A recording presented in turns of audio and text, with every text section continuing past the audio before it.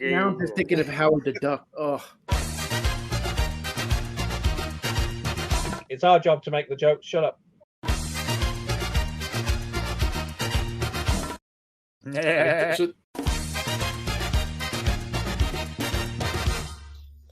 They came like a bolt out of the blue to discuss everything in geekdom. Ladies and gentlemen, it's time for the attack of the 50-foot nerds.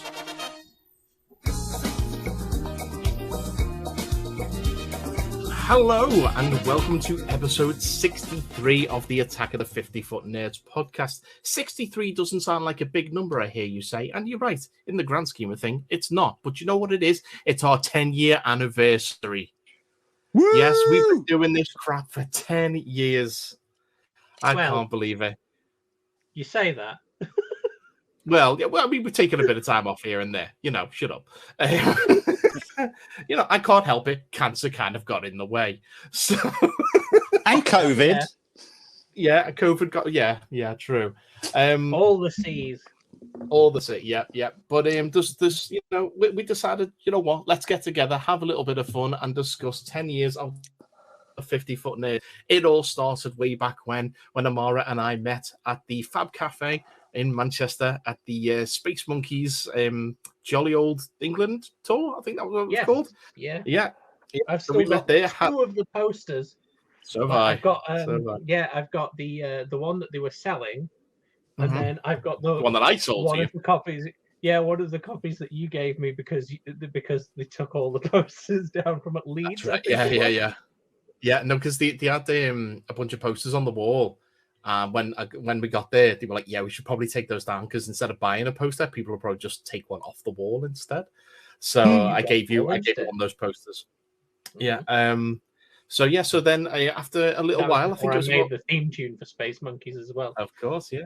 I think it was about 18 episodes later, thereabouts, 18, 20 episodes later, Paul came on board, and initially as guest third nerd for Doctor Who news and what have you, wasn't it? That's right. Yeah, I used to come around to yours. It was Sunday evening, and I bring my iPad, and we just sit down and talk about that week's episode, and I'd edit it into the show, and then eventually you just kind of slowly wormed your way in and joined us full time. To be fair, when we first started, no, I like the fact that we've not even bothered with introductions this week. We've just gone, hey, we're in. Yeah. We're going to get there. We'll get there in a second. But what I was going to say was, I remember, like, when we were first talking about the pod, like, when me and you were first talking about it, you immediately said, oh, my mate Paul would be great on this. We can get him to, because he can do the Doctor Who. Like, so it was a plan to get Paul involved from the beginning. It was just like trying to get him the stuff to be actually be able to get online and record it. Yeah, we started it in April, which is why it's 10 years now, obviously. But Doctor Who didn't come on until the summer, so we needed to wait for Doctor Who to be on before we could get Paul on the show. So, speaking of introductions, as we kind of have glossed over there, I'll introduce yourself to me because you should know who I am by now, because, 10 years. But my name is Mike Bell, and joining me in that box to my, we're on StreamYard, the box to my right as I look at the screen. Thora Hurd! and seated below me, and I'm Alan Bennett.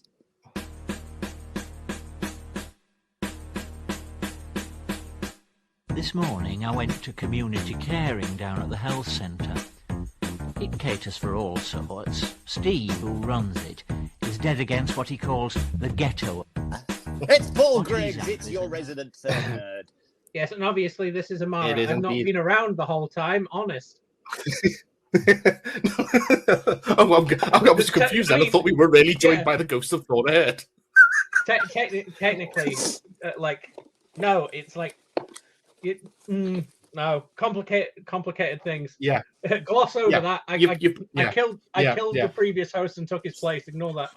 No. He went upstairs. Remember, like Richie Cunningham's brother.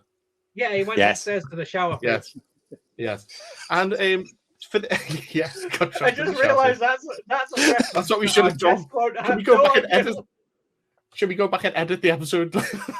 Never mind. No. But, Weirdly, I was going to bring this up later when we're talking about like how the podcast has expanded and stuff, and I was going to mention this, so I will wait until that point, and then I will talk you through my idea.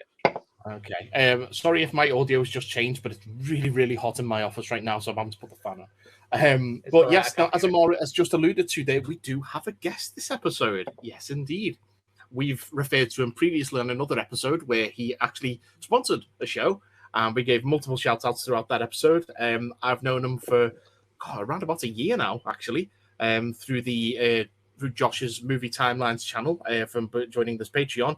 Ladies and gentlemen, welcome to the 50 Foot Nerds panel for this week, the one and only Uncle Pete. Like Mike said, I met him last year through Movie Timelines. Josh, he just together on Zoom calls, and I just started a YouTube channel, and he offered to give me a plug if I would help him out, and I would more than happy to. So yeah, appreciate you guys having me on. Oh, that's great to have you here. And we should probably, seeing as we've never actually officially announced it, we should probably say that you and I have teamed up on a little something. I've been working on it a while, just every now and again when I've had a few spare minutes, I've been working towards it. But Uncle Pete does a show on his channel called Nails in the Coffin, and I have, I'm going to be guesting on an episode. First. Yeah, I'm going to be the first guest. It's taking a style. I'll probably be about the 10th guest by the time the episode goes out. But yeah, I'm going to be reviewing the kills in the Belko experiment. Yep. So that's a little exclusive for us there. So Pete, do you want to say a little bit about what the show is, just in case people didn't hear my plug about it a few episodes back? So the name of my channel is called Your Friendly Neighborhood Uncle Pete. And like I said, you said the series called Nails in the Coffin. I do a kill analysis on the on-screen kills in horror movies. So when you watch a horror movie, you start yelling at the screen when the person runs upstairs instead of running outside. They make stupid decisions. It's what I talk about. So I rate the stupid decisions on a scale of 1 nail in a coffin to 4 nails in a coffin. So when they do something stupid like run upstairs instead of not running outside, or they don't double tap the victim, or they just make really, dumb decisions, they get 1 nail in the coffin. But when they fight really hard, and my example I always use is Detective Ray Cameron at the end of Night of the Creeps.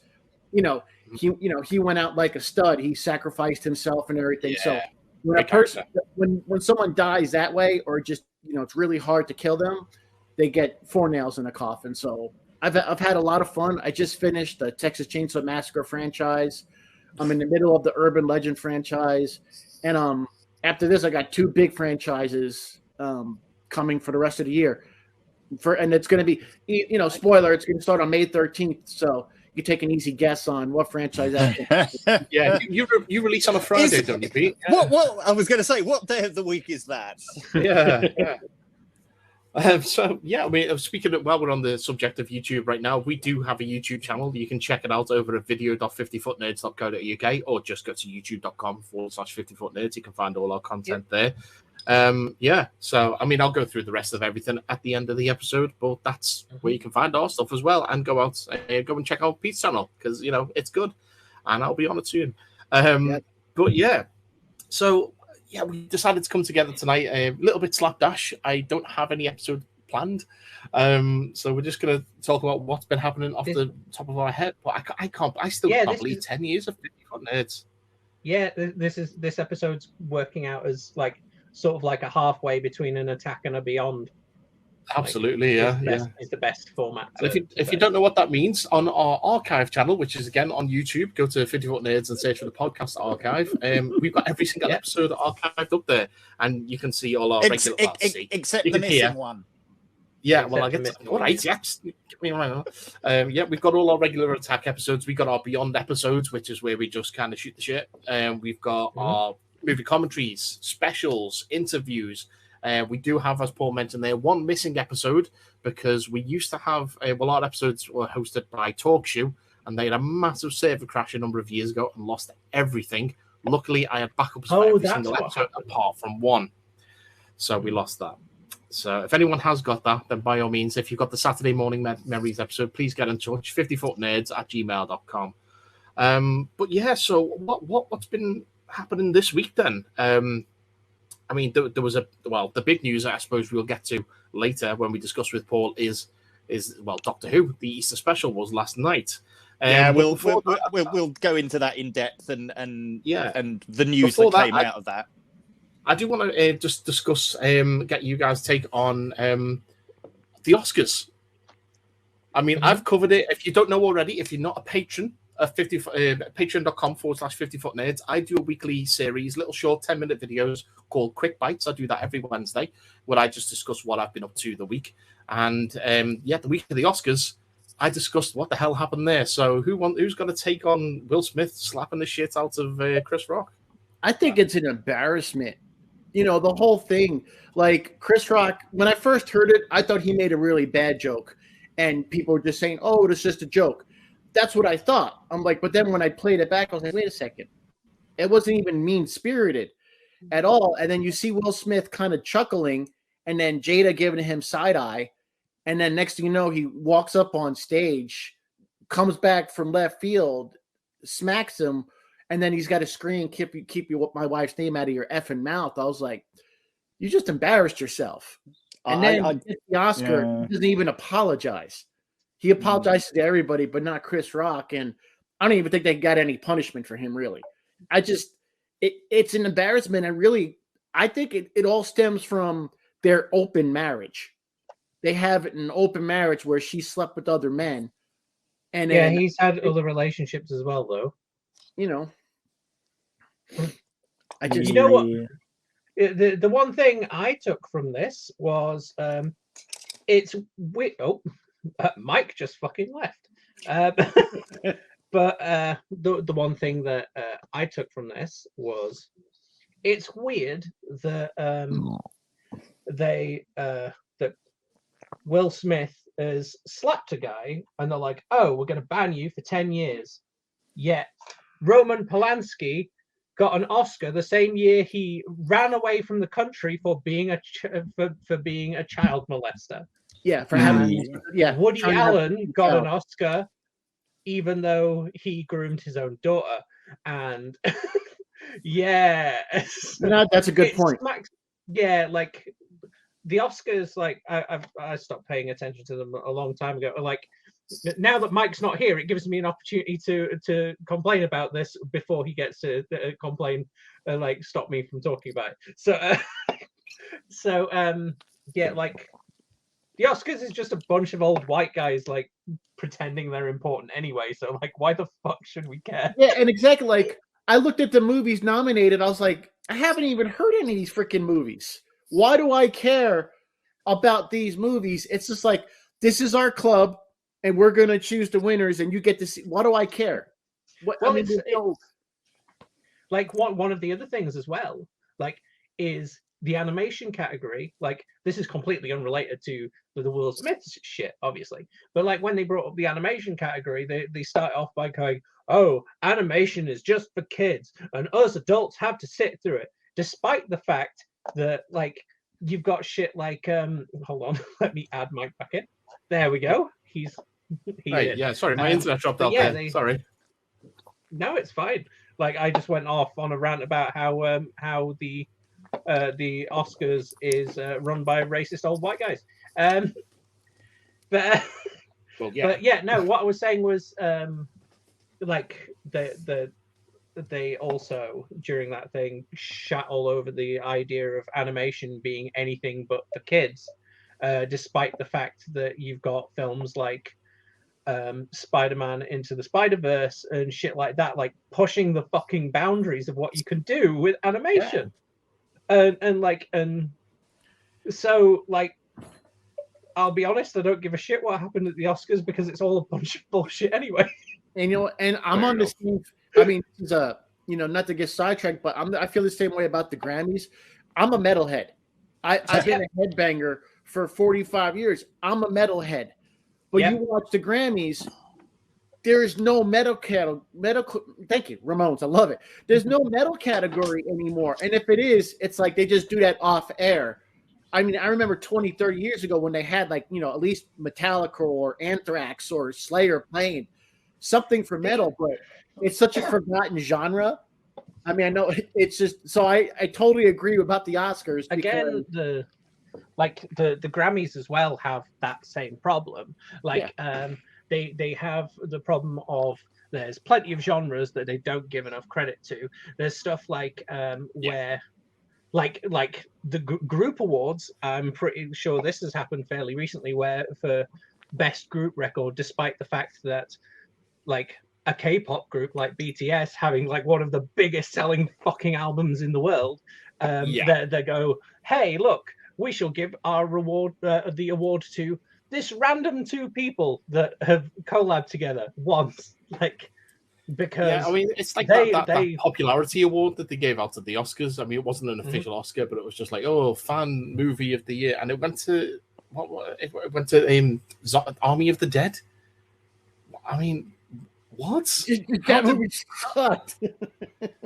Why? I mean, what it was on Netflix, so I don't even really. I mean, I think only theatrical movies should really be considered for the Oscars. I mean, isn't the whole thing about like that's how Netflix have got round it by giving some of their in-house movies, they give them like a 1 week run at some unknown theater in California somewhere. Yeah, that's how they get around it. But I don't think Army of the Dead did that, so it shouldn't have been in contention for any kind of award, not even a popularity one. And let's face it, the biggest movie of the year should automatically get that, and that was obviously Spider-Man: Far From Home. Yeah, No Way Home, rather. No Way Home, and then before that, you had Avengers: Endgame, the highest grossing movie of all time, over $2.5 billion. And again, and I know it's not necessarily the movie moment of the century or whatever award that they gave it, and it was the Flash entering the Speed Force, not even in the theatrical version of Justice League, in the Zack Snyder's Justice League on HBO Max. We all know it should clearly be Cap getting Mjolnir. That's the moment. Avengers Assemble. And when all of him saying Avengers Assemble, that scene, I've seen that movie 20 times, still gives me goosebumps. But absolutely, that movie doesn't even get mentioned. And in No Way Home, I laughed, I cried, I cheered numerous times, and then we don't do that. Get a mention. Well, in the cinema in the UK, I mean, the others will vouch for me here, but we don't really make noise. We don't cheer or anything like that in the cinema. The only time I've ever experienced that was at the end, like, because I went to one of the midnight screenings, the midnight screening of Force Awakens, and like people doing that at the end purely because like it's the first fucking Star Wars film in however goddamn long. Plus, it happened at the beginning. Mine was Revenge of the Sith when people cheered at the end of that because we thought it was the end of the story. Yeah, even though it was the middle of the story. I will say that people cheered at the beginning of Force Awakens as well, but that's because we were in like the screen that I went to see it at. We had one like where we were sat there, and then when the film started, there was no audio. So then they had to stop the film, move us to another screen, and then start again. So the cheer started when it went do because everyone was like, "Yeah, it works." Fair enough. I remember going to see Force Awakens, and I saw that in 3D, and just that moment where Kylo Ren halts the lightning bolt. The laser bolt with blaster bolt, and he walks past it, and you just see that thing hovering in the air in 3D. That was fantastic, and this big Star Destroyer just coming towards the screen, like it was like that on the camera. Fantastic. Yeah, that was great in 3D though. Absolutely love that. Yeah, but the Grammys and all the award shows are just nonsense. Yep. Like you said, it's rich old white guys with the popularity, them picking it. It's like they don't go to box office and sales, which I think the best picture of the year should be what made the most money, how many people want to go see it. Yeah, I don't think necessarily the best movie will be the one that makes the most money, but there should be an honorary award for most popular movie, certainly. I mean, granted they're getting that because of box office results, but they should have some kind of acknowledgement. It says something that these days, based on that criteria, it's not the Oscars that should be the benchmark of what is award worthy. It's the fucking MTV VMAs, isn't it? It's their movie awards. I mean, because at this point, I I'd pay more attention to like going onto Rotten Tomatoes and seeing what their reviews, like seeing what their categories are for everything. Yeah. Literally Morbius. Ooh, Jesus Christ! Yeah, Morbius. That movie just dove off a cliff. There seems to be a bit of a difference between the reviews and how much people actually seem to be genuinely enjoying it when they see it. See, I think what hurt Morbius is, as a Spider-Man, fanatic. I mean, I've got the tattoos and everything. I know who Morbius is. I have his first appearance and everything. So I'm invested in the character because I know who Morbius is. But you picked a character that 85%, 99% of people have no clue who Morbius is, unless you're a comic nerd. You don't have. I know Morbius because of his appearance on the 90s animated show. That's how I was introduced to it. Yeah. Exactly. If they'd have done the original plan for the end of the first Blade movie, to have the original ending where you see Morbius on the roof. That was, if it's on YouTube, you can see it. Introduce Morbius as a secondary character in another movie. It doesn't need to have his own. It, but it looks like the character in the comic book, so I'm already going in like, oh, at least it looks like the character in the comic book. And I don't mind Jared Leto. He gets a lot of hate. I really don't see why. I don't mind Jared Leto at all. He's one of those guys who, for me, he looks at other actors such as I'm totally blanking on his name right now. The guy who did the Abraham Lincoln movie. Daniel Day-Lewis. Daniel Day-Lewis, thank you. Yeah, he's he wants to be totally method. Method. I was going to say, yeah. His method isn't, he does what he thinks is method as opposed to actually being method. Like when he played the Joker, you don't need to be a method actor to play the Joker. He looked like he's on meth, but he doesn't have to be method. What was his method? He got dead rats and posted them to other actors. He sent them used condoms. How is that method acting? That's just being a dick. Yeah. To be fair, to be fair, the band is really good. 30 Seconds to Mars. Yes. They're really good. But that's singing. That's not acting. You don't have to be a method singer. I'm just speak for yourself. He's got something good. Kat's got their logo as her tattoo. Yeah, that's my wife. She loves Jared Leto and she loves the band. So she got the 30 Seconds to Mars. He's been in some good movies. He's had some decent performances, like American Psycho, where he's Paul Owen, whatever you want to call him. Yeah, he's great in that. Fight Club, where he's Babyface or Angelface, whatever he's called. Yeah, he's great in that. I like him in smaller roles. I don't like him as the main character in things or like the lead antagonist or what. I think the role that the higher up he is on the billing, the more the role goes to his head, the more he wants to be method, the more he wants to impress, and he doesn't have to. He's a good enough actor that he can just be a character. He doesn't have to become the character. And like as far as comic Requiem for a Dream, Blade Runner, comic fan.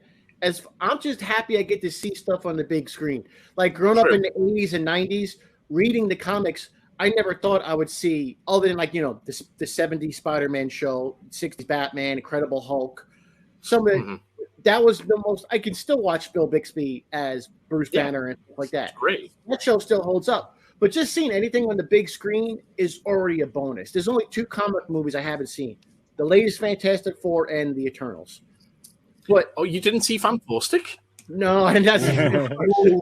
We did a commentary on that. I was going to say, is that the one we did the commentary on where we got really confused? Yeah. He used a bank of Nintendo 64s to make shit. Yeah. And Homer Simpson is the teacher. We were like, why are they using CRT TVs when this is set in like 2001? 2000 yeah. It's oh god no, it's an awful movie. Thank you. I am curious, like why do some people make certain choices in the movies? Just like, for example, Dolph Lundgren as the Punisher. The director made the choice not to use the skull on his shirt. The most iconic thing about the character, and they don't do it. If you say the Punisher, people automatically think the skull. You show an average person the skull. Oh, that's the Punisher, and you don't. So I'm always curious as to why people make certain decisions as far as to what to put in comic movies and what to not put in them. It's like Daredevil. Why He doesn't have the DD on his chest, but he's got the horns, so you can tell it's the character. I'm sure when Marvel do more with him, he will have the DD on his chest. I would love to see the yellow suit. I hear that it's going to happen. I think it'll be ridiculous on screen. But, see, I love the yellow he's blind. The reason I love the yellow suit so much is because it was made from his dad's robe. Yeah. That's why I love the yellow suit so much, because it was made from his dad's, boxing robe. But and Jack Murdoch. I always want a comic book fan to make a comic book movie, because it's like these directors are handed these movies. Okay, do your research, and then I don't think they have that. You can tell when the writers have an investment in the character. Well, I think that's why I enjoy the Spider-Man one, the Sam Raimi one, because that is a 60s comic book movie in the modern day. Granted, the modern day of 2002, but that was a 60s comic book movie. That's why it's like, look, it's Spider-Man, and all that kind of stuff. It's intentionally goofy in a way that felt modern at the time, but if you look back on it now, it's clearly a throwback. And it works fantastically. Still case in point, Moon Knight at the moment is absolutely knocking it out of the park by being visually accurate to many different versions of the character. So we've got the current white tuxedo look, the Mr. Knight. But we've the Mr. Knight look, but then we've also got the classic 70s look that I got given this pile of American comics when I was about 12, 13, something like that, and there was a Moon Knight in there, so I've known the character for so long. My wife is loving the show though, because and she has no skin in the game. She doesn't know Moonlight at all. She doesn't read comics. Funnily enough, I watched episode 3 earlier today. Because I heard people who don't know the character, they're giving it bad reviews because they don't understand that Mark Spector has multiple persons. Even though they explicitly explain that he has multiple personalities. Exactly. Yeah. People don't know. Well, they're fucking idiots. Yeah, they don't understand that he has multiple personalities, so they just think it's a no. That's Mark Spector. I just explain to people it's personalities. It's like Split, but with more superhero. Yeah, he is Split. That's why I love how they went full with that with the TV show. They just didn't. They just didn't gloss over it. No, this is a mainstay. He's got multiple personalities. And the most recent episode, I like the fact that, they called forth the Ennead, and he was just, in the other episode, he was like, oh, yeah, there's supposed to be 9 in the Ennead, or 11, or whatever it is. But we only saw like 4 or 5. And I'm wondering if that's going to tie in with Thor, because we've got Gore the God Butcher knocking about. Has he taken out the others? That's a good theory to me. But I'm really enjoying Moon Knight. I like the hints to Jake that they had in that last episode, where the third personality, and whenever you see him reflected in mirrors, they tend to have 3 reflections of him, which is I suppose on first glance you'd think it's Stephen, it's Mark, and it's Khonshu perhaps, or the Moon Knight itself. But because the Moon Knight is essentially the superhero avatar of Mark, and Mr. Knight is a superhero avatar of Stephen, then the third one can't be Khonshu. It's got to be Jake. So I'm sure we'll get to that later in the series. There's only 3 episodes left. It feels like the series is flying. But of course, then we've got Obi Wan coming out soon. Oh, I'm looking forward to that. That's going to be exciting. Yeah, it got pushed, didn't it? It got pushed a few days because of I don't know the reason why. But well, I think it was supposed to launch on the Wednesday, which would have been the anniversary of the original Star Wars releasing. But I think Ms. Marvel is out at the same time. Perhaps I'm not sure exactly how the dates match up. And I think Disney said we don't want to drop too much all on one day, so they're moving Star Wars to Friday. But to make up for it, they're going to give us 2 episodes of Obi-Wan instead. Obi-2, if you will. So the trailer for that, we've not discussed that. That certainly seems interesting. It's not the show that I thought it was going to be. Ms. Marvel? No, Obi-Wan. Oh, Obi-Wan. Obi-Wan, yes. Well, what were you expecting it to be? I suppose is the question. I don't know. I don't know. Yeah, just it seems like he's. I thought it was going to be a massive compilation of just Alec Guinness telling Star Wars fans to fuck off for ages. It was a movie I did for a paycheck. Leave me alone. You will leave me alone. I wouldn't say that. Fuck you. What's that? I was just playing Star Wars Rebel Assault on my. I got a little handheld emulator. That you can play all like NES games, Super Nintendo, and PlayStation. Yeah, I've got a retro Pi as well. Yeah. Hold on. I just hacked my mini SNES and stuck everything on that. Nice. Nice. I was just playing it this morning. Nice.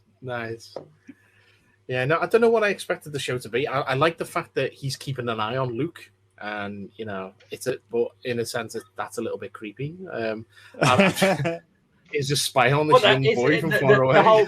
The whole film is just a retelling of the film Disturbia, but Obi-Wan's playing the part that fucking Kathleen Kennedy presents Rear Window. Yeah. Obi-Wan's played by Shia LaBeouf. I mean, you go back to New Hope when Obi-Wan just do it. You go back to A New Hope. Obi-Wan picks up Luke and his aunt and uncle like, okay, yeah, just go with this man.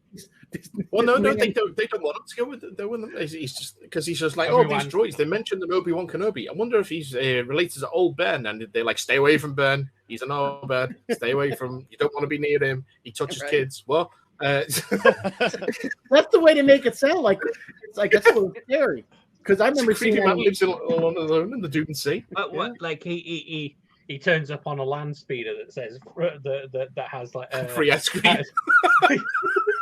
I was going to say it's got free lightsabers written on the side of it. Like, you want to get in the back of my van? Operation U3 vanity plate. There are free puppies inside. God no, Jesus no, Christ, please. what have we done? Oh God, Alec Guinness getting the We are not adding this to 50-Foot Nerds canon. It's bad enough that Terry McGinnis was in there. Oh no, it's already there. It's bad enough that I already confused the old Obi-Wan actor with Terry McGinnis from Batman Beyond. Like, Terry McGinnis. That was the start of the whole conversation that ended up with fucking Stan Lee being the security guard at the fucking thing, and there was it's Samuel L. Jackson is the security guard. Oh, so there were 4. I just remember there being 4 Samuel L. Jacksons. That was the 15-minute tangent we went on that ended with Luna Lovegood on the fucking weird Harry Potter. Shall we tell the secret? I still look like a lion. Tell the secret about that scene as we're doing the 10-year anniversary. The fact that we had to re-record it. That's right. Yeah, we were recording that episode. We recorded for about half an hour and realized that they hadn't recorded, so we had to go back and redo everything. I thought we fully admitted that, like at the end of that bit, like we were like, we don't have to re-record. I don't know. But yeah, I think we referenced it, but this is us officially admitting that yes, that whole thing about we had to go back. Mm-hmm. We had to go back through and make notes on Notepad. We have to remember make sure we hit every beat. The good thing was that the second one, I think, is better than the first one because we ended up going on more tangents from the tangent that we'd already done. Exactly. So it just made it more lore. This may be Campbell's Joker turns up and hello, Pat. This may be a tangent about Obi-Wan, but it's not really Obi-Wan. But with the Force Awakens, I'm just curious to what you all feel about with Luke trying to kill Kylo Ren because he saw evil with them. Was that indicative of Luke? I never saw that in his character. Like, did he become that jaded after Return of the Jedi? In some, Luke's all like, "You're having a bad dream. I'm going to kill you." I thought that was a whole Luke Skywalker, Nightmare on Elm Street. Jesus Christ, Freddy wouldn't get a single kill. I thought that was a whole metaphorical type thing, like it was like his memory, like showing, like in visual form, like his like memories or some shit like that. I can't put it into words right now, but it's like so it didn't really happen, but it didn't really happen. It was like his perception of what he felt from him. He had a vision that kind of could fall to the dark side, and he's just like, yeah, because he was just so hurt that Luke said, you're not the one or whatnot. So so he's going to perceive all that as Luke trying to kill him. Okay. I mean, there's more stuff in the comic books where that Ben is kind of seduced by the Knights of Ren and what have you, and becomes Kylo Ren because of all that. It's a whole thing. But there's more to the story in the comic book should you care to go and look at it. I like the fact that when Book of Boba Fett was on and they had those 2 episodes that were the Book of Mandalorian, that we got to see the beginnings of Luke's Jedi Temple. You've seen those. Yeah, we all know. We all know Grogu was his first pupil. Oh yeah, not bad. No. Yeah. Baby Yoda. Yes, who is there? There he is on the camera. Yep. This is no good for the audio podcast, but and there's a Lego version of him there as well, which is in here. But again, you can't see that because of the lighting. Yeah, I sent that Lego. I sent a link to that Lego thing to my wife there, Mike. I was like, "This is what I want for my birthday. I want this Lego set for my birthday." I'm building a Lego Mandalorian helmet at the moment. Nice. I keep annoying Connor with that because he's like, "Oh yeah, it's called Grogu." I'm like, "No, his full name is Baby Yoda," and he's like, "No, it's Grogu." His name is Baby James Yoda. Esquire. I keep doing that because like it's like when the second and episodes 8 and 9 came out, and I kept up the joke of hey Connor, look, there's Snoke, and he's like, yeah, and I'm like, and he's wearing his snoking jacket, and he's like, stop it. Hello there. I can't even remember the Snoke voice now. What was it? I remember watching it in Force Awakens, and I was thinking, is that really the voice that he's chosen for? It's just like, I am General, I am Snoke, and I am the leader of the First Order. It's just like what? My first reaction for his voice was to just go, I'm Snoke, and then I realized, nope, that's the condiment overlord guy from Howard the Duck. From Howard the Duck. And then I also get your salt. I always get the condiment overlord voice mixed up with the voice of the master from the '96 Doctor Who movie. My name is not Honey. I always get that confused. I always drives for the account. Now I'm just thinking of Howard the Duck. Oh, they call him Howard the Duck. Yeah. Duck tits. You know what? I showed that to Joshua last year, and you submitted your Duck tits. It's not. I've watched far worse. It has to be said. For comic book movies, I have seen far worse. It's not. No, far worse. Leah Thompson looking gorgeous, so I'm not going to complain. Even though as a kid watching that movie made me very confused when she was in the bed with the duck. I was like, yeah. When you're a kid, as opposed to Back to the Future, which doesn't make you confused because she's trying to get onto his son. See, with that part of Back to the Future, that's such a missed Family Guy joke because I could totally see them, Family Guy, they do a flashback and Peter playing Michael J. Fox's character, and this is what he plays in my head. The mom kisses him, but then Peter's into it, so then they go in the back seat. So, but then because of the paradox, Peter turns all like mutated and stuff like that right afterwards because it's a Family Guy joke I've always had in my head. I think they did one where it was Marty McFly and he starts kissing his mum in the car or something like that, and then you see him change into kind of like looking all that's like Eric Stoltz from Mask, and he's just like, to be continued. Because in my head, I don't know if I've seen that, but that's what I want. Did somebody do that? It's a big reference between me and Danny. We're always, whenever we're watching a show and it finishes, we always go, to be contended. I gotta see. I didn't know that was a Family Guy joke. I thought I didn't know. Speaking of Leah Thompson, you said she's just directed 2 of the recent episodes of Star Trek Picard. Oh. Which brings us nicely round to something I'd mentioned to you, and I don't know whether you've got round to seeing it yet, but given that we mentioned it right at the beginning, a surprise cameo appearance by the other Q. Oh, really? Okay. Yeah, Brian Quinn shows up in episode 2 as another appearance of the Uncle Dale verse. Wow. I mean, this isn't going to come across on the audio version, but Paul is joining us in 4 frames a minute version here. Oh, yeah, okay. You're so laggy. It's crazy. Okay, well, it's probably because I'm having to use the phone. I know. Yeah. It's funny. Yeah, Q turning up here. Yeah, I don't really know what to say to that because I haven't seen the episode. But what I have been watching is the Orville, which people who watch Quick Bites will know. I'm just up to the end of season 2. Really enjoyed it. So just in time for the 3rd season. Exactly. Yes. Yeah. I'm timing everything just right. I'm watching Better Call Saul just in time for the final season of that as well. So yeah, it's it's really good, and Adrian Palicki obviously is a good reason to watch. The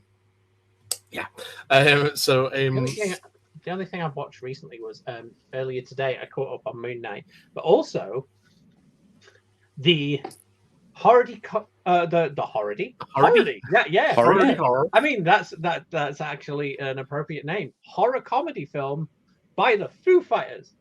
Studio 666. I've not seen it yet. I watched that today. It's fucking great. Plus the fact it's like obviously it's down my fucking street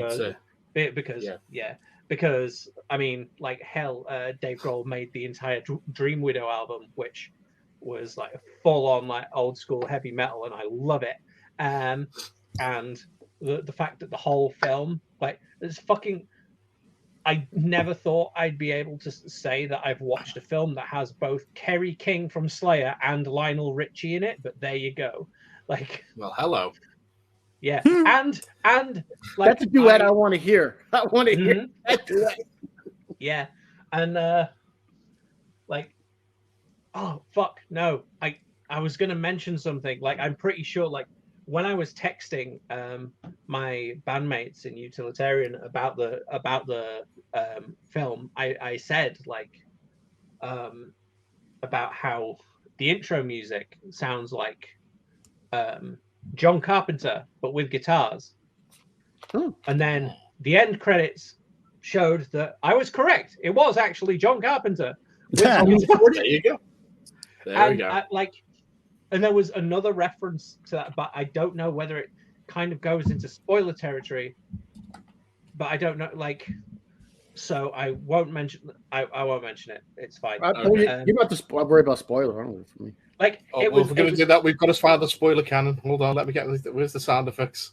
Where are we? Have I got the spoiler cannon on the? I don't have the spoiler cannon on the damn thing. Fire the spoiler cannon! Hold on, I've got a video file of it somewhere. Hold on.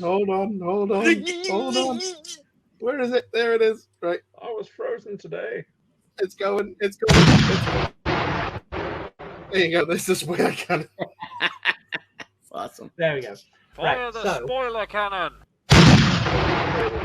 Oh, that was delayed. It didn't play properly the first time. Right. Fair enough. So there we go. It's only vaguely spoilers, but I'm fully convinced that when I text saying the soundtrack for this film is like John Carpenter with guitars, I fully manifested John Carpenter actually appearing in the fucking film. Because like halfway through the film, they're like, "Oh yeah, let's get the engineer in so we can record this." Like, they had to get someone to replace the original engineer, which was played by Kerry King, because he dies like everyone in the fucking film because it's a horror film. And the person who replaces him is John fucking Carpenter. Nice. See, now, that just sounds awesome. Yeah, and I'm pretty sure, like, he leaves, but I'm pretty sure the car that he both gets to the place in and leaves, I'm pretty sure is just it is Christine. Nice. The only horror movie I've watched this weekend is I watched the 1958 version of The Blob because it was a classic sci-fi weekend on Horror Channel. Man, that remake is the remake still scares me to this day. I love the remake. Because I couldn't pass up the chance to watch the original. scared their like Josh from did a video on like the top 10 worst ways to die. Hands down, it's the Blob. The effects in that movie, and the original is you would not have the remake without the original. So I have much love for the original. But anytime someone mentions like the 3 best remakes, I'm sure you've talked to them on the podcast, The Thing, The Fly, and The Blob. Yes, but the whole original basically remakes. Yeah. But the original Blob was scary for its time. Think about yourself. Yeah. Think about a teeny bopper in the 1950s going to see this movie. You haven't seen Steve McQueen, who always 50. You know, that's terrifying enough. And even though he's supposed to be a teenager, he looks like a 50-year-old man. Like Steve McQueen's like 35. Let's run away from the Blob, fellow kids. Yes, that's exactly what it's like. But, you know, those special effects, I mean, I'm watching it with Danny, and she's just like, have they literally just got a cardboard cut out of the set and they're just pressing it over some jam? And I'm like, yes, that's exactly what they're doing. That is how the Blob is coming in through this vent. Yeah. They are just pushing it onto a thing. And there's a bit where the Blob's coming into the diner towards the end, and you literally see it is just a cardboard cutout of a stool, and they're pushing the jam behind it, you know? It's just amazing. But in it is one for you to rate on your nails in the coffin, right? So you've got Jane's younger brother in the original, who's like he's staying at home. He says he's going to stay at home to guard his mum and dad.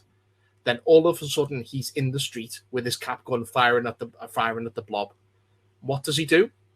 He instead of running away from the Blob, he runs into a diner. Why? I don't know. I don't get why. Because surely the diner's full of food, so the Blob will eat the food before him. And see, that's what the thing is. You can't, and I will never, for my channel, I'll never take somebody's points away for running, because that's but he runs into a diner, which means that Jane and Steve McQueen have to run after him as well. Yeah, and then there is no way out of the diner. He's just led them to their death. Granted, I don't have a back door. I would just point in direction and go. I'd run as far away from it as possible without cornering myself. Because if you go in a diner, you're going to corner yourself. Exactly. I'm just going to run and just keep running until I can't run anymore.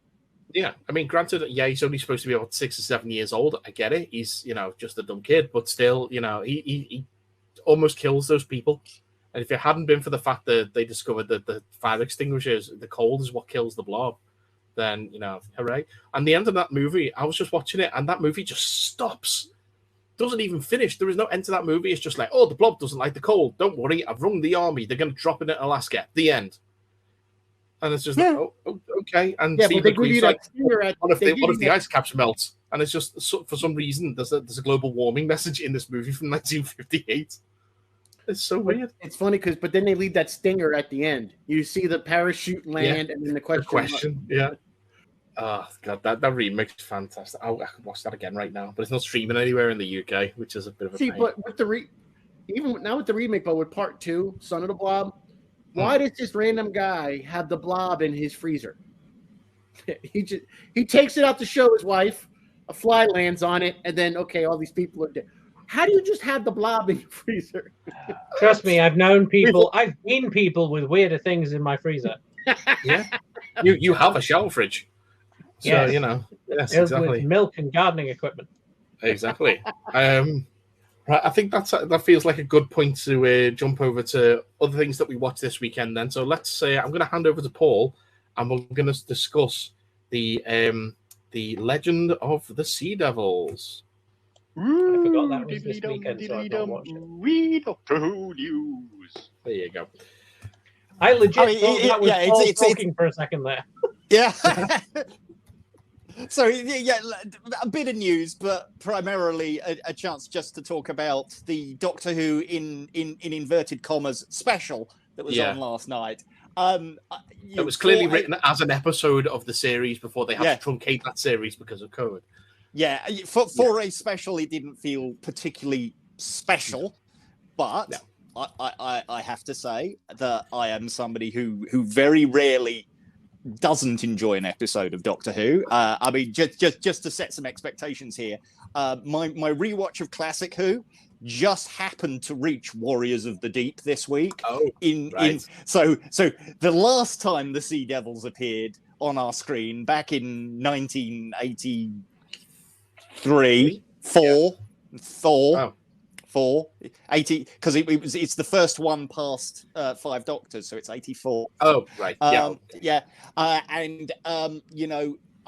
Episode 1 of that is quite promising, and then it just goes off a cliff for episodes 2 and 3, and just has no way of matchup of enemies, though, wasn't it? It was Sea Devils and Silurians. Well, the Sea Devils were only ever supposed to be Sea Silurians, so it kind of made sense. But yeah, wouldn't the name be Silurians? Surprised they've never made that gag. It had some great stuff going for it. The whole Cold War storyline and the sea base set actually looked brilliant, and all that sort of stuff. And then they had like 2 episodes of the Silurians and Sea Devils attacking this base and basically lumbering about very, very slowly. And bad guys and humans sort of stood on either side of the set, shooting at each other and missing. They were all as bad as stormtroopers. And then the fucking Merca shows up, and it's like, that's it, game over. So yeah, regrettably, I Warriors of the Deep, absolutely dreadful. So that was Paul reviewing something from almost 40 years ago. Now he's going to talk about what happened this weekend. Legend of the Sea Devils. So. Definitely a lot going for it. It looks fantastic as always. The modern recreation of the Sea Devils. They look like Sea Devils. They're exactly the same. But with bits that move rather than John Davey, who I've interviewed a few times, was one of the Sea Devils this time out. So glad to see that he's got yet another episode. Did you see that? Did you see that they treated him like royalty on Hollywood Babylon? Oh yes, so I listened to that episode. Yes, yeah. Did I text you about it? I think. No. I knew because John mentioned it on. So then I watched the episode. Maybe I spoke to Joe with that. I know I spoke to someone about it. I don't know. Nice to see Jodie in a different outfit. Plenty of banter amongst the family. I think Dan's a fun character to have. To be fair, this is probably one of the only episodes I've actually tolerated him in. It's on record that I don't like. I can't even remember his name off the top of my head. That's how much I hate him. Hey guys, sorry to interrupt, but I must be taking my leave. I've got something. I just wanted to come on and say hi, Mike. You guys made me feel welcome. I appreciate how much. Sorry, man. Yeah, no, don't mean to keep it. Yeah, no. If you appreciate you guys, having me on as a guest. And again, I'd love to do a full one with you, Mike, where we can talk about the channels and stuff like that. Absolutely, we'll do that another time. You're the first guest host of Nails in the Coffin. So I'm looking forward to it. But so thanks for making me feel welcome. And if you guys, Mike can probably let you know a link to my channel. If you guys give me a subscribe, I've already subscribed. Awesome. I won't let you guys down. I have a lot of fun. So. Okay. Plug your stuff again before you leave. Thanks, guys. Pete. All right. Enjoy Batman. All right. Bye. Bye. Later, guys. And then there were 3. You were struggling to remember John Bishop's name. That's his name. Yeah, John Bishop. Yeah, I don't like him. I found him perfectly inoffensive and kind of entertaining, in Doctor Who. So no problem there. The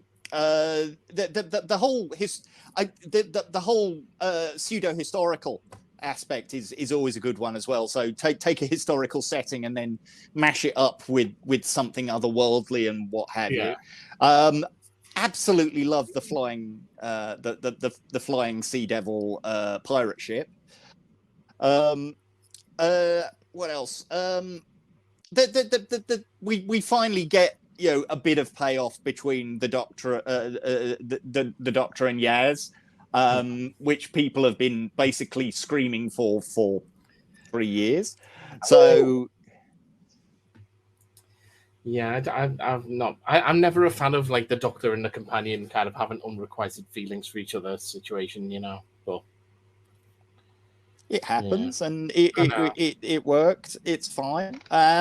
it was an entertaining 45 minutes. Just so everyone's aware now, Mike is now on record saying that he wants requited love from this episode. Yes, yeah, I prefer that. I'll be honest with you, but but no, I'm not a big fan of like just putting a doctor with a companion. I don't like it. I'd rather the companions get together than the doctor and a companion. You like a bit of companion on companion action, do you? Yeah.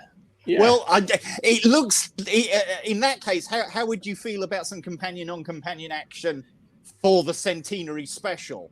Because that's what everybody's talking about after watching the trailer for the episode that will be celebrating 100 years of the BBC.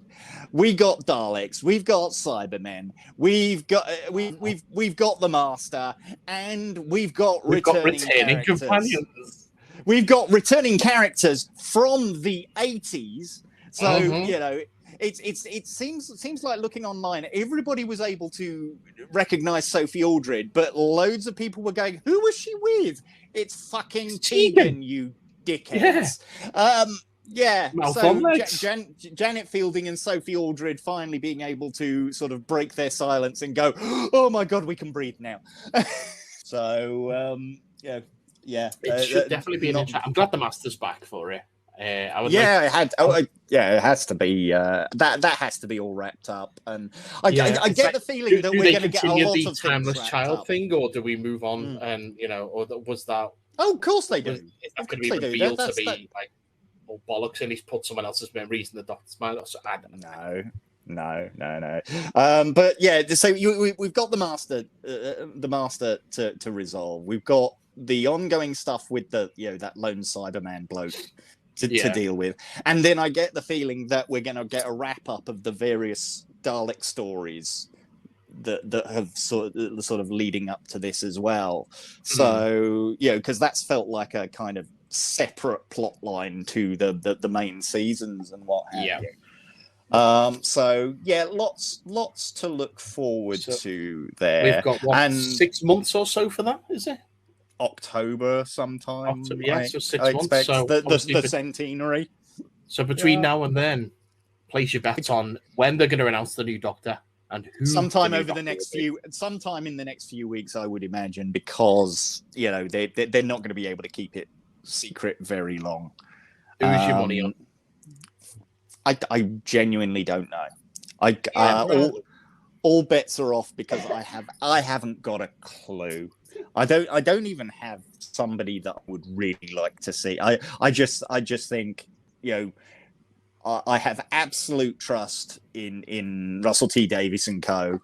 And they did such a fantastic job in 2005. So he's going to do it all over again.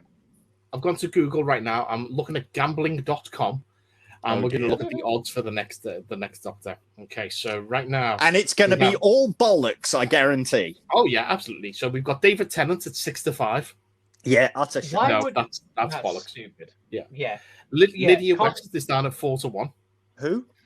I believe she was in that Russell T Davies thing. It's a Sin? What was it called? Yeah, I believe she was in that. Amari Douglas, whoever that is, 5-1. I should probably Google these people, shouldn't I? Yeah, that would be useful. Search Google for Amari Douglas. Okay. Oh, again, it was in It's a Sin. Okay. Ollie Alexander, again from It's a Sin, 6-1. Don't see that happening. Michael Sheen, 6-1. Don't see that. No. See that at all. Lenny Henry at 6-1. Yeah.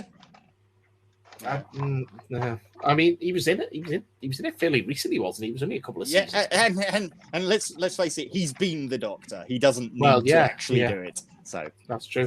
Michaela Cole, she is at 10-1. She was from Chewing Gum and other shows. Yeah, that I Will Destroy You. I believe that was hers. Let's see. They got Tania Miller. I don't know who this is. Oh, she rings a bell. She's from, let's see, Haunting of Bly Manor. Oh, okay. Yeah, she was the housemaid in Haunting of Bly Manor. Yeah. She's in all kinds of gear. Yeah. She's done shitloads. She's been in Doctor Who. Yeah, she was the 12th General apparently in Hellbent. Yes. Yeah. She was the regenerated general. Right. Oh yes, that's right. Yeah, and then you have Hugh Grant at 12-1. Not happening. No. He's been the Doctor as well. Yep. Yeah, and then you've There's got some fatal death. Richard Samuel Adewumney. I don't know who he is. He was in a Terry Pratchett thing. A fatal death, wasn't he? What's that? Richard E. Grant. He was in Curse of Fatal Death, wasn't he? Yeah, a lot of people. But he's also been an animated. He was the Ninth Doctor. He was the first Ninth Doctor. Mm. Yeah. Well, the first official Ninth Doctor, anyway. No, well, I would say Rowan Atkinson was the first Ninth Doctor. No, the first official Ninth Doctor. And, I'm not classing Rowan Atkinson. He was on the BBC. If we want to be, smart ass about this, then Nick Briggs was the first official Ninth Doctor. Samuel Adewunmi was the villain in that adaptation of the Watch novels, The Watch. Yeah, so he was saying he was in a Terry Pratchett thing. Yeah, he was cast done. Yeah. At 20-1, we've got Danny Dyer. Not happening. Yeah, so that's the top picks according to gambling. I'm the Doctor, you fucking slag. Yeah.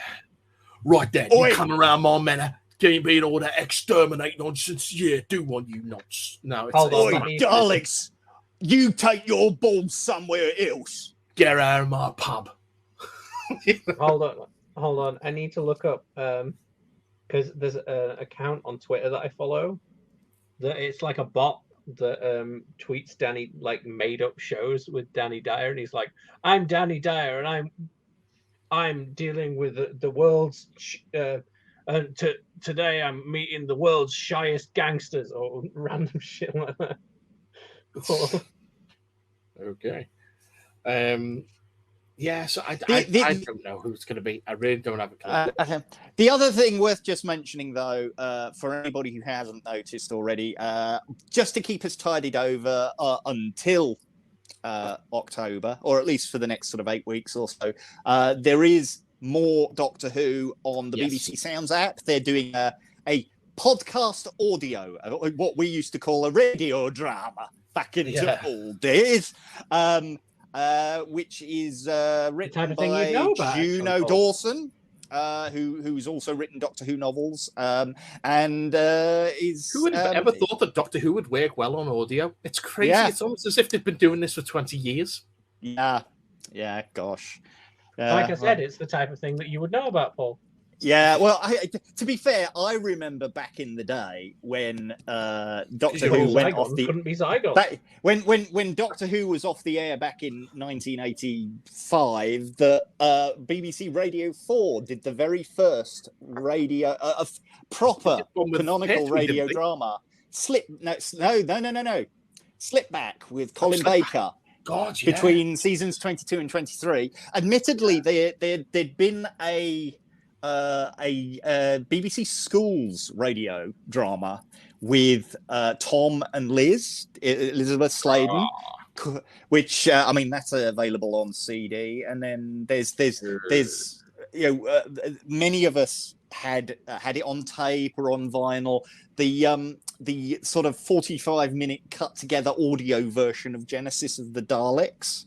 So long before Big Finish came along, there had been a history of Doctor Who audio stuff, but and the John Pertwee stuff was like 93 and 96.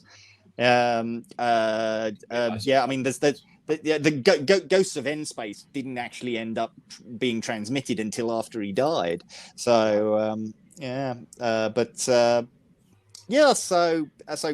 New Doctor Who Redacted. You can find it on the BBC Sounds app, dropping weekly. Haven't listened to it yet. Sounds like it's going to be a lot of fun. That should scratch the proverbial itch. Until then, if you're not like me, watching old episodes and this, that, and the other. In the meantime, coming up next for me is The Awakening. So That'll be good. A few days ago, it was the 17th anniversary of David Tennant's announcement as the Doctor. Fuck me. I know. Make me feel old, Jesus. Yeah, 17 years. 17. I remember sitting on the couch watching that. Is announced. Oh no! I'm thinking of Matt's one. Sorry, my apologies. Yeah. No, I saw it on I must have seen it on the news, David. Then, yeah. Matt. You do you remember they did that whole special for Matt? Yeah. And they just build it up. They never said his name or anything.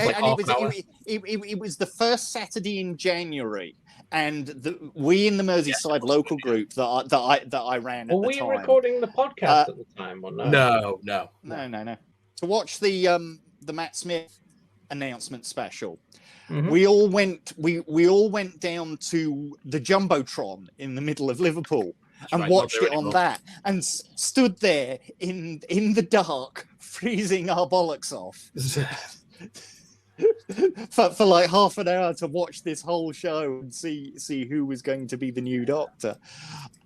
I remember I was sitting on the couch with the ex at the time, and we're just watching it, and she's just putting up with it kind of thing, and I'm sitting there like this, like, who's going to be? I remember seeing it was online or in the paper earlier that day, it leaked that it was going to be Matt, and I was just like, no, because I don't even know who he is. Who's this? Who's this with long, stupid hair? And yeah, it was Matt. And now I'm the one with the long, stupid hair. Jesus Christ. This really needs to go on. Which Doctors have we been recording when they've been announced? I'm guessing it's just Capaldi and Jodie then. Yeah, would have been, yeah. Fair enough. And John Hurt, obviously. Oh yeah. Yeah, that must have been the one I was thinking of. War Doctor. Yeah. War Master. The War Doctor. Yeah. The War Master. Also, side note, I found that Twitter account. I went Joe Martin. So examples are: I'm Danny Dyer, and I'm about to meet Britain's most fragrant somnambulists. Okay, you got to do the voice. As you do. I'm Danny Dyer, and I'm about to meet Britain. Yeah, I'm about to meet Britain's tidiest seagulls. What's this? Is this a Twitter account? Yeah. Yeah, Danny Dyer bot. All right, okay. Let me see. I'm Danny Dyer, and I'm about to meet Britain's loudest astronauts. Let me find it. Danny Dyer. Okay, let's see. Come on, load up. I'm about to meet Britain's well-lubricated pearly kings. All right. There we go. Britain's most angular. I'm Danny Dyer, and I'm about to meet Britain's most far-fetched mods. Let's see. I'm Danny Dyer, and I'm about to meet Britain's cheatiest bus drivers. What the hell? Let's see. I'm Danny Dyer, and I'm about to meet Britain's dampest rappers. What the hell? Adjective? No. Yeah, that's pretty much it. Yeah. I'm Danny Dyer, and I'm about to meet Britain's horniest firemen. I'm Danny Dyer, and I'm about to meet Britain's cleanest blokes. I'm about to meet Britain's most illiterate priests. You want to see them read the Bible? It's a fucking joke. Jeebus? Who the fuck is Jeebus? I'm Danny Dyer, and I'm about to meet Britain's most open-minded serial killers. Oh, I'm Danny Dyer, and I'm about to meet Britain's naughtiest Uber drivers. Yeah, get on that, you slag. Well, it's fatality. Yeah. Jesus.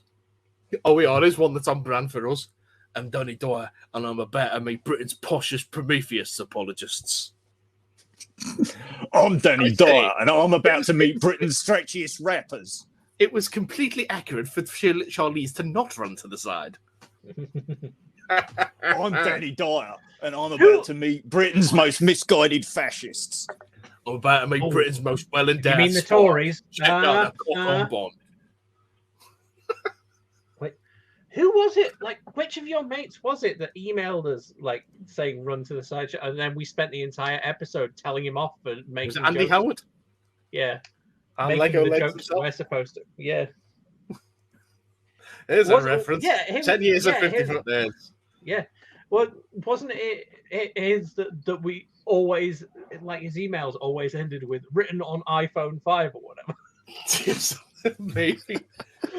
Oh God, I miss emails. If you listen to the show and you want to send us an email, please do 50footnerds@gmail.com. I miss the email section.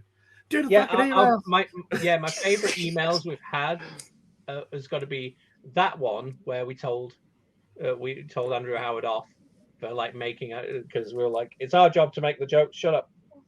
And the one where you were like, hey, it's one from Shiny. I'm going to do it in a ridiculous voice. And then halfway through realized it's a bad idea as he's talking about his brother's degenerative disorder that put him in a wheelchair. And you're like, but didn't his brother think it was the funniest thing going? Yes. Yeah. That was the greatest thing because then Shiny emailed us afterwards saying like, oh, I played that section for my brother and he thought it was fucking hilarious.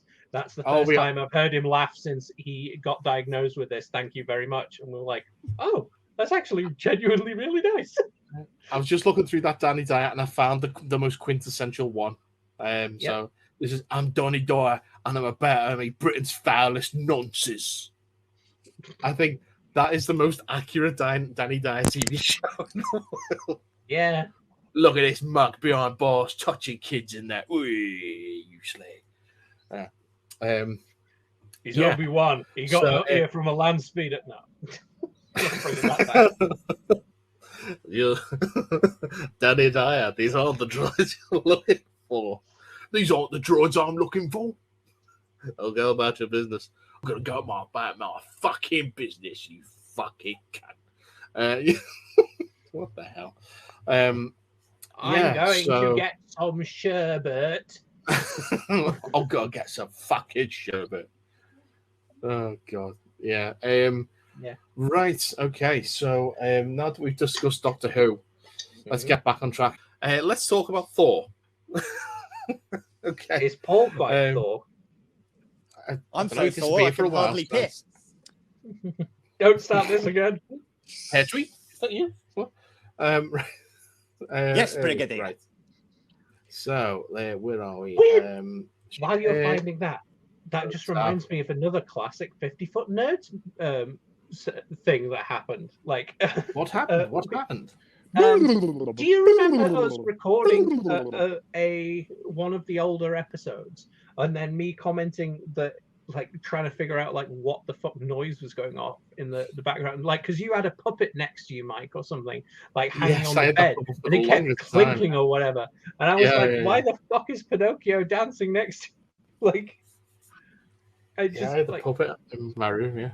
There are no strings on me. Yeah, which is also relevant to Marvel things. Indeed. Let's talk about Thor. So earlier today, Marvel dropped the trailer for Thor: Love and Thunder. That's why I've not seen it. Yeah. I mean, what do we know about this movie? We know that Christian Bale. I was about to say Christian Slater. That would have been a different movie. Christian Bale is playing Gore, the God Butcher.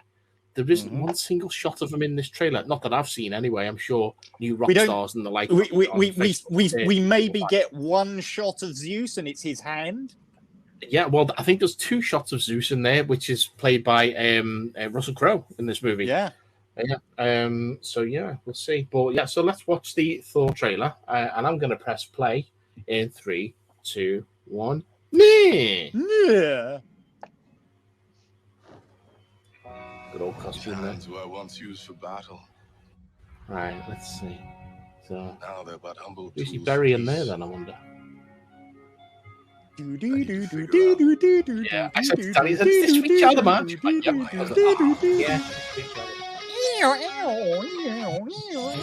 Makes sense because the last time he loses his weight. It's funny watching him doing the battle chains because I was doing battle ropes at the gym today. I hate that exercise. Yeah, that's cool. I like that. Childhood memories.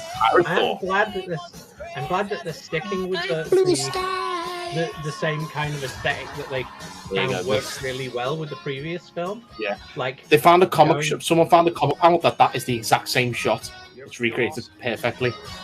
Nice. The eyes of the people that you love. Hello. Not me. What? Just I like that. Obviously, some time has passed, that he's lost his weight and he's grown his hair back out and stuff. Yeah. Well, that's what the Man. chains thing was. Here we go. Clang. Nice. You would never know that was Natalie Portman. That helmet's spot on enough to hide her identity. I mean, spoilers. I mean, is it? But yeah, yeah, that's Jane Foster. Yeah. Oh shit. Yeah. I mean, did you not read the comic, The Mighty Thor? No. I did. I know. Well, I knew that it was Jane Foster in the comic. I just didn't realize that they'd actually followed through. Oh yeah, yeah. I mean, she came out to Comic-Con about a year or two ago and held Mjolnir. Well, in fact, maybe 3 years ago now. They said they were going to do Jane Foster in Thor: Love and Thunder, and yeah, she's clearly been in the gym because her arms are big, and yet that helmet's spot on. I can understand why Thor wouldn't recognize her. But yeah, it's really cool. I really think the aesthetic of that, it looks great. I mean, it's an 80s Marvel movie. Yeah, just filmed 40 years. Like I said, I like the fact that they're keeping with the aesthetic that they started with the previous film, which was starting with playing Led Zeppelin and having some of that that's half realistic and half 80s synth wavy kind of vibe. Yeah. And now they've gone to the full 80s heavy rock metal album vibe, album cover vibe, the kind of art that you'd see spray painted on the side of a van. It's great. Yes. Well, this is a video. This isn't a video podcast. It's just the audio. We add to the audio description. Paul is throwing the horns. Not to be confused with Paul having the horn. Although Paul does have the horn. Hence why he was searching in his drawers earlier. For 12 inches. Oh my. So the only other piece of news that I found was that HBO Max has ordered a series of Dead Boy Detectives. From Sandman. Yeah, it's like what is Neil Gaiman not having turned into TV at the moment? Because he's got spin-off from Doom Patrol, because the Dead Boy Detectives were in that. Were they? Yes. I haven't different been watching. actors, but yeah, I haven't been watching. I haven't been watching. Neither have I. But when they announced the Dead Boy Detectives was going to a show or going to series, I thought, well, how's it on HBO Max? Why isn't it a Netflix thing? But yeah, it's because they've appeared on Doom Patrol first. Yeah. Oh, okay. Well, I mean, basically, it's an adaptation of the spin-off comic from the character's appearance in The Sandman. So it's. And they're good characters. They definitely support their own stories. So it's worth going. It'll be interesting to see how they go with it, especially considering that they're going to have to cast a couple of kids who then aren't going to be allowed to age for a good 5 years. Yeah, because they're dead if it goes to multiple seasons. Yeah. So, but anyway, but yeah. I mean, I'm on record as being a long-term fan of the Sandman, so I know the characters from their original appearance, and it's I mean, anything with Neil Gaiman's name attached to it is a good thing as far as I'm concerned. So, what with having Good Omens, and we've got Sandman. Good what now? Good Omens 2. What was the name of that show, Paul? Good Omens. Good Omens. Not Omens. It's Omen, not Omen. Mm-hmm. And the Sandman. It's only like Steven Seagal. Steven Seagal. Mm-hmm. Also, my favorite thing about his Sandman mate Albatross. Albert Ross. Yeah, Albert Ross. Yeah. Luther Van Tross, right? But speaking of which, like my favorite thing of Sandman was the theme song, Mr. Sandman, man me a sand. Dum, dum, dum. You know what they did? Make him the bestest man Cardor can. It's a great regret that they've still not got round to doing a decently budgeted remake of Neverwhere, though. Yeah, it was great considering it was done in 1996 by the BBC with a Doctor Who budget, but it's one of those projects that it keeps getting picked up and then never happens as a movie, as a TV show. It needs a decent budget throwing at it. So yeah, that's the one I would definitely still like to see redone. Right. Okay. Well, I think we're approaching the end of the episode now, so let's just finish off with a little bit of any other business. Any other business? Okay, so any other business this episode? I've only got a few stories, but the first one I've got here is we've all been to weddings, right? Yeah. No, apparently I'm the only one who's been to weddings. Yes, I've technically had one once. I've been to a couple. Yeah, yes, that's true. Yeah, so well, you know what it's like a wedding. You know, sometimes there's a decent buffet, sometimes there isn't. So this is the story here of a guy on Reddit who was forced to take matters into his own hands when he attended his friend's wedding, and the only food available to guests and members of the wedding party was a simple side salad and a few veggies. Goddamn vegans are going to kill us all. No, I'm not. So this guy who was in the groom's party at the wedding knew that the food wouldn't be sufficient to keep him going all day and didn't want to upset his friend by telling her that she'd made a mistake. So he chose to covertly order a pizza and he put it in his car when it arrived, and then would covertly sneak slices into the wedding to give out to people who were there. I think they did. I've just got this I'm just imagining this situation where people are sidling up to him and going, I can hear you can hook me up with a margarita. Yeah, I hear there's some pepperoni on offer. Are you the father of the bride? No, but you can call me Papa John. Like those, I'm thinking very much like those old school cartoons where he's just like, "Yeah, mate, what about I watch?" Yeah, it's just to open up a trench coat and he's got slices down the side. Just hanging. He said it's a vegetarian wedding, but he's not vegetarian. He's got no problem with not eating meat for a meal, especially when it comes to supporting his friend. But the only issue was when he found out the size of the meals, the entire course consisted of a side salad, a side of corn, and a side of broccoli. If we were only there for a few hours, this wouldn't have been a problem, but because the wedding party has to arrive before everyone, the whole event was going to be over 8 hours, and I knew there was no way a small salad and a few tablespoons of corn and broccoli were going to hold me over. When my friend told me they were serving that, I was like, oh, will there be any other entrees? And she immediately got defensive, so I hushed myself before causing any further tensions. Normally, I would have been straightforward about all this, but I could see she was already stressed and didn't want to add to it. So I decided during the reception dinner that I was going to covertly order a pizza, meet the guy outside, and just sneak in and out here and there to grab a few slices from this car. But the man's plan got out of hand when he told another friend of what he was doing, and then word began to spread to other people who were also starving. The man ended up ordering 4 large pizzas, and he only got found out when the bride spotted him going to get the groom a slice from the car. Oh, God. Right, what's next? Okay, we'll save that one for last. Okay, so this is the next story.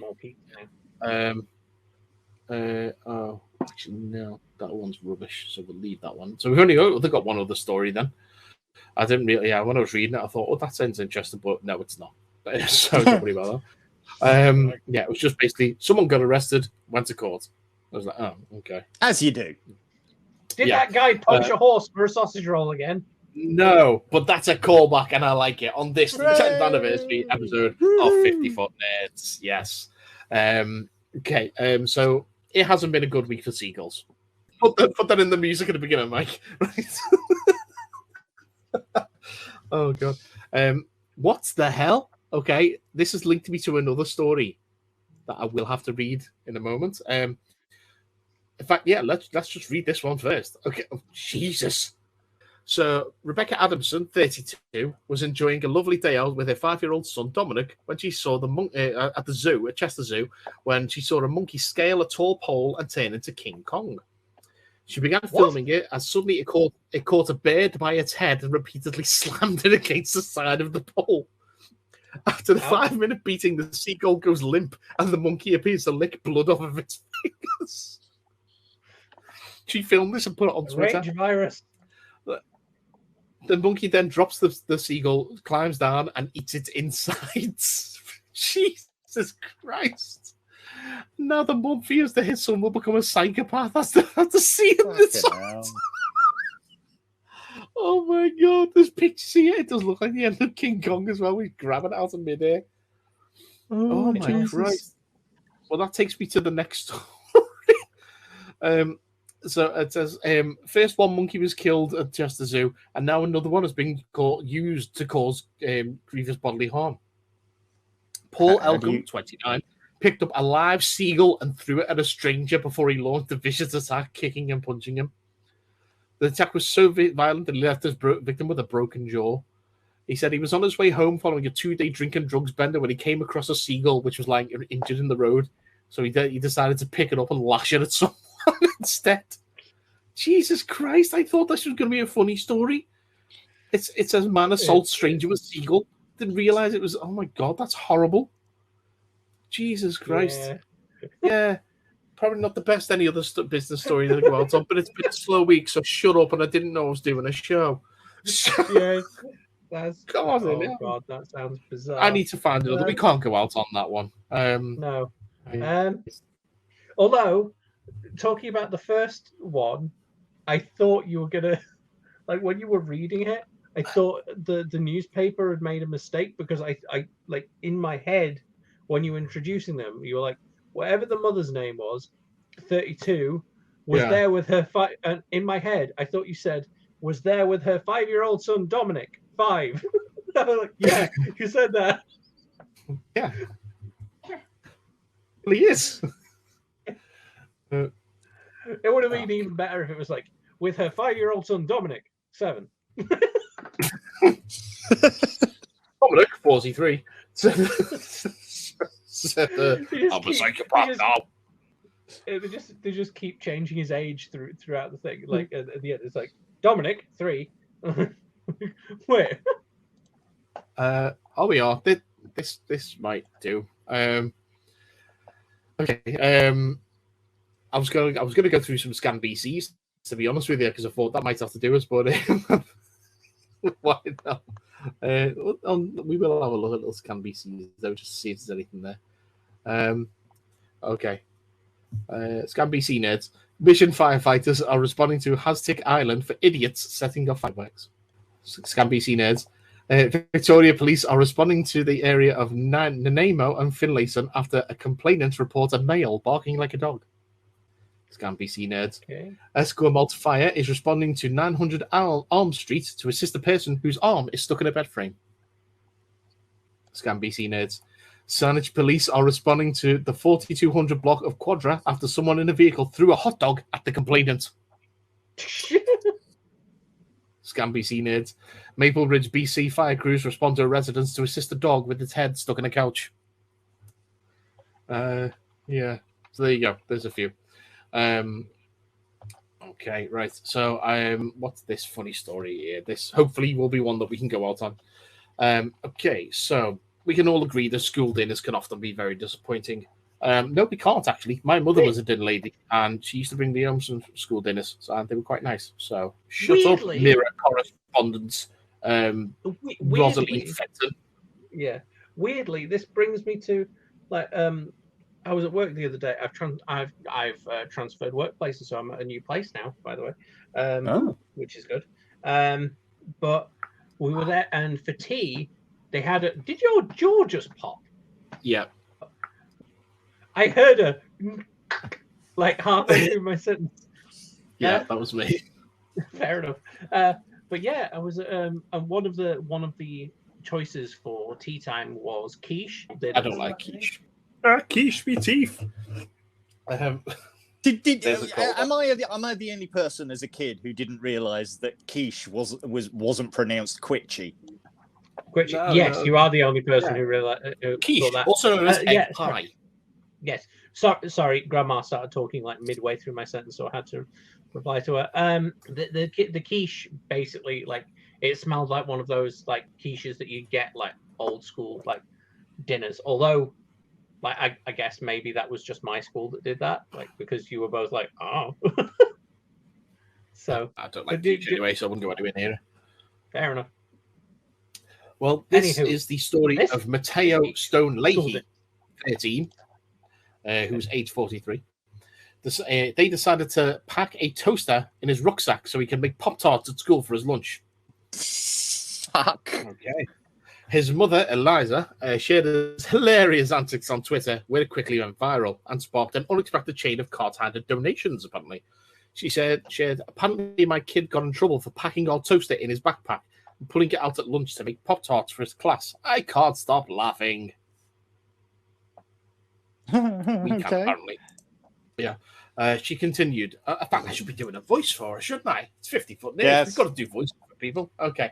Pick a voice. Any voice. Well, yeah, maybe not any voice. Well, it's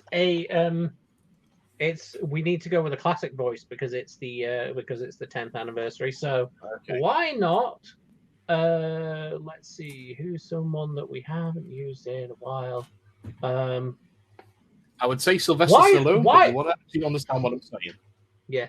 I was. Paul's had a stroke. What? Oh fuck! Who was the other dad in My Two Dads featuring Bane? Oh, it was Sean Connery and Roger Moore. Roger Moore. For some reason, my brain was going, it was John Major. I'm like, it wasn't fucking John Major. Why am I thinking John Major? No, okay, right. So, Norma. Yes, that was exactly where my reference went to. Okay, no, so that's the voice we need to do. That's the voice we need to do. Roger Moore. Okay, Roger Moore. Okay. The voice we should do as an old school reference. You know which one? The voice you should do. You know what my name is. Okay. Jimmy That's his name. I was trying to remember the other day. I was like, what was the name of the homeless man that was looking for peas? And everyone's like, what the fuck are you talking about? You know what his name is? He was at Super Bowl. Like, that's the problem. I couldn't remember. Yeah, I couldn't. Sorry, I couldn't ever remember his name because, like, the main. It's literally all he said. No. My name is. Guess my name. You forgot my name. No, but that was the thing. That was the thing. The problem was, like, I remember like giving him a random name, which was Jimmy Grimble. Thank you, Paul. Yeah. But I couldn't remember the name Jimmy Grimble because whenever I tried to remember his name, all I could hear was, "My name's Eminem, Slim Shady." Hi, my name is Chicka Jimmy Grimble. And I've got a small crate full of assorted veg. I want a pint of peas. Safeway past £2. Bunch of peas. Right, okay, so Jimmy Grimble continued. Okay, I hear that the teacher actually told him not to make a habit of it. So I wonder how many times he thinks it's a habit. I also wonder if I should hide the popcorn popper. No, my name is. It's Eliza. Don't my son's name is. It's Eminem. Mateo Stone Leahy, 13.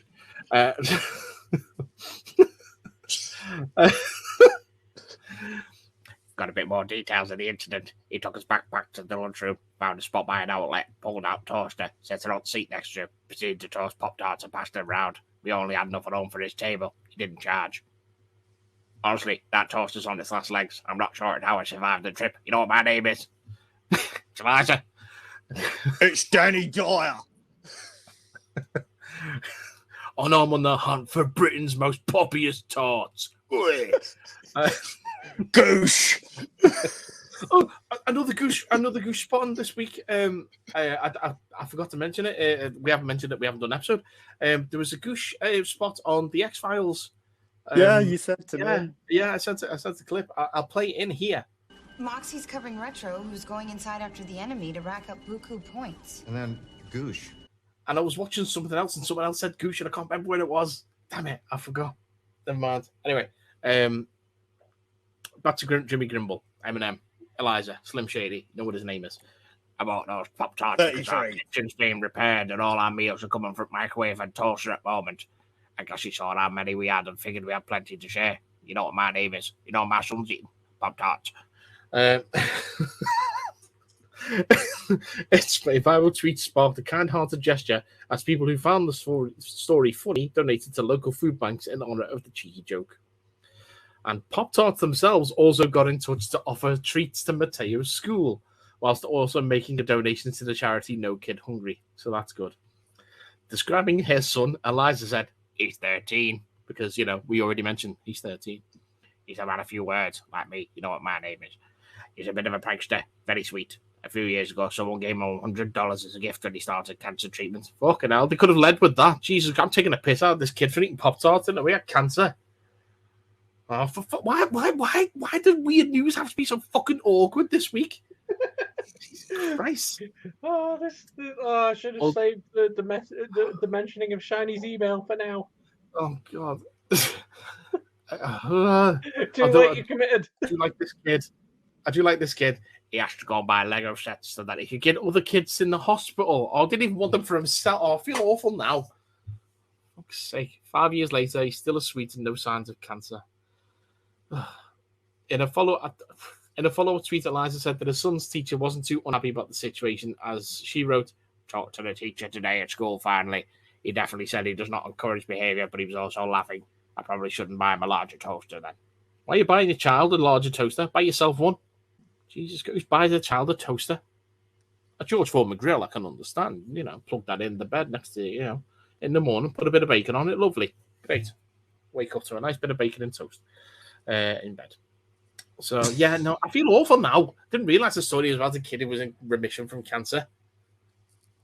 I'd rather he still had the cancer. No. And on that bombshell. I can make that joke. Right. So that will wrap up this episode of 50 Foot Nerds. I can't believe it's been 10 years. Here's to another 10 more. As for how you can get in touch with us, stay tuned at the end of the episode, and you'll hear all of that. All that remains to say is for this episode of the Attack of the 50 Foot Nerds, I have been 10 years a slave. 10 years, Mike Bell. I've been someone else for most of that period of time, but now I'm living my best life, so it's great. And I'm Danny Dyer, and I'm about to meet Britain's most fidgety nerds. Sounds like us, yeah. Yeah. Okay, that about wraps it up. So until next time, thanks for 10 years. We'll see you in the next 10. Geek out. Bye. If you've enjoyed the nerdom in your ears, then why not follow us on Twitter at 50footnerds. You can follow Mike at Mike G. Bell, Amara at Voltsevexoth and at Amara Lunera, and Paul is on at Auton Scouser. Our website is 50footnerds.co.uk. That's FIFTYFOOTNERDS.co.uk. You can find all of our YouTube content at video.50footnerds.co.uk or search youtube.com/50footnerds. All of our episodes are archived over at bit.ly/50footnerdsarchive. That's 50FTNERDS archive. You can like us on Facebook, facebook.com/Attack of the 50 Foot Nerds. Email us at 50footnerds@gmail.com or join our Patreon at patreon.com/50footnerds. If you'd like to buy our merchandise, you can visit us over at tinyurl.com/50footstore. That's 50FT store. All of these links and more are available at our Linktree page. That's linktr.ee/50footnerds. FIFTYFOOTNERDS.